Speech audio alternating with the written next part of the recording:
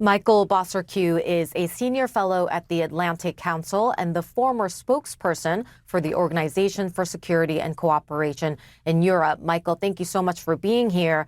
This three-day ceasefire that Putin has ordered up, Ukraine has not agreed to it. And in fact, Volodymyr Zelensky has written this off as pure theatrics. Still, do you think this Kremlin-sponsored ceasefire tells us anything useful about President Putin's current state of mind? Yeah, good to be with you, MJ. Well, I would add to Nick Payton-Walsh's usually excellent analysis that part of the problem here is verification. There's no OSCE observers on the ground, the body that I used to be associated with, to verify whether it was, a Russian jet that took off, whether Ukrainian fired. So that's number one. The second thing I'd add is that it is only a 3-day ceasefire. I was in Ukraine for the Easter ceasefire.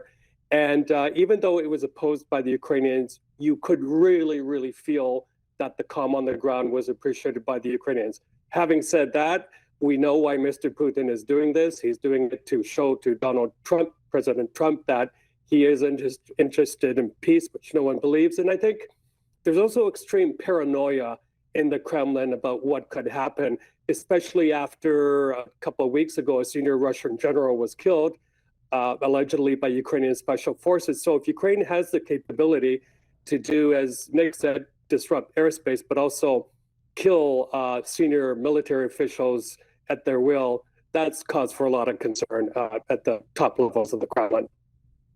And Michael, I wanted to play some comments from U.S. Vice President J.D. Vance Wednesday about what the Russians might want. Take a listen. So I wouldn't say that the Russians are uninterested in bringing this thing to a resolution. What I would say is right now, the Russians are asking for a certain set of requirements, a certain set of concessions in order to end the conflict. We think they're asking for too much. And Michael, maybe even more importantly, President Trump was then asked about those comments from his vice president, and he said, we are getting to a point where some decisions are going to have to be made. I am not happy about it. I mean, is the president running out of patience here? Well, sitting as I do here in Canada, it's very difficult to be cynical about what Mr. Trump says. And we're never sure whether it's Marco Rubio or J.D. Vance, whatever they say, actually reflects the feelings of the president. I do want to believe that he does mean what he says about lives wasted on both sides of the border and it needs to stop. But, diplomacy is hard work. And whatever happened to that promise of Mr. Trump to end this war within one day, you can't just walk away because things aren't going their way. Now, as Nick pointed out, I believe Xi Jinping is in Moscow for these Victory Day celebrations. He will not only act as a human shield for Mr. Putin, but I think they will have talks on their strategic partnership. But, maybe this is an opportunity for China to come in, fill the void, and say, okay, we're going to mediate. And maybe as a kind of carrot, they can take part in Ukrainian reconstruction efforts. A lot of different possibilities here. It's very, very complex, but miracles can happen during these times as well. Okay, and let's talk about the person who is clearly President Putin's VIP guest at this Victory Day parade. That's Chinese leader Xi Jinping. How significant is the timing of this visit? And can we see this as anything other than a strengthening of the Beijing-Moscow alliance? Oh, it's definitely a sign of the strengthening. The two leaders have met many, many times.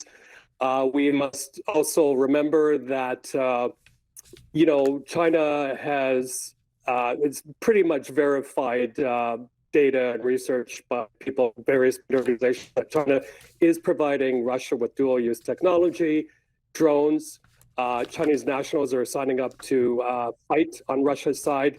So they're very, very much involved in this war. And I think this high-level visit, only goes to underline the closeness of them. But, whatever kind of visuals we see, we must always remember that China is the senior partner in this bilateral relationship. And I still hold on to what I said many months ago. If Xi Jinping really wanted to end the war between Russia and Ukraine, he could do that immediately by telling Mr. Putin to do so. So again, let's hope for the best, because the losses on both sides, especially the Ukrainian side, so huge, and it can't go on like this for much longer. Michael Bociurkiw, thank you so much for joining us. Thank you. My pleasure.